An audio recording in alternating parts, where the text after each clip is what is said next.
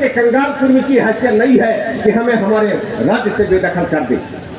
आप जानते हैं सरदार पटेल पर दौरान स्वतंत्रता आंदोलन 3 बार जानलेवा हमला हुआ, वो भी गुजरात में हुआ, और एक बार का आपने सोशल मीडिया पे देखा होगा जिसमें कहा गया कि नगीना मस्जिद में लोग छिपे थे और उन पर हमला हुआ मई 1939 में, जिसमें बच्चू भाई पटेल ऑन स्पॉट मर गए और एक व्यक्ति जाकर के अस्पताल में गया।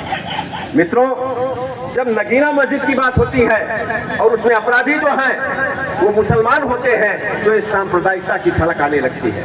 लेकिन ये आधा अधूरा सोशल मीडिया पर डाला गया, इस नाते मैं इस बिंदु को उभार रहा हूँ कि वो नगीना मस्जिद और मुसलमानों की देन नहीं थी, राजा भावनगर की देन थी, जिन्होंने सरदार पटेल के खिलाफ ये बयान किया था।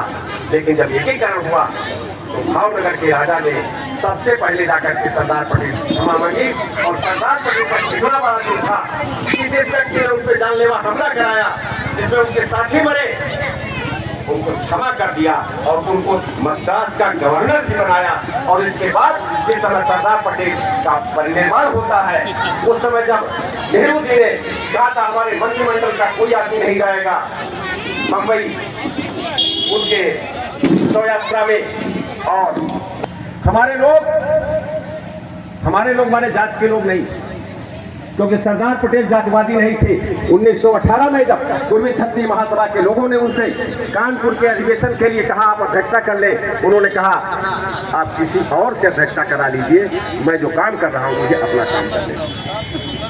मित्रों, अक्सर ये कह दिया जाता है कि सरदार पटेल ने बड़ी गलती की, अगर वो उस समय कांग्रेस के अध्यक्ष बन जाते तो अंतरिम सरकार के प्रधानमंत्री होते और अंतरिम सरकार के प्रधानमंत्री होते तो भारत की दशा अलग थी, इसका सही सोच अलग थी।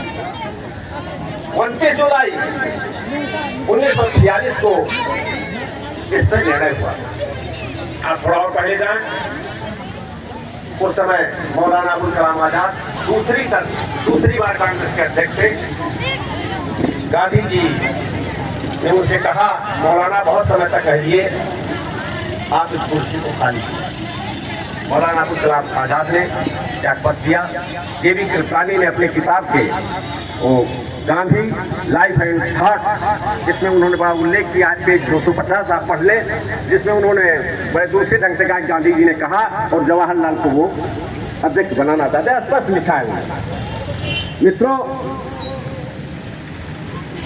जब वो कुर्सी से हटा दिए गए अध्यक्ष से तो जो चुनाव होना था उस समय दिल्ली सहित 15 राज्य थे जो ब्रिटिश सरकार के अधीन थे।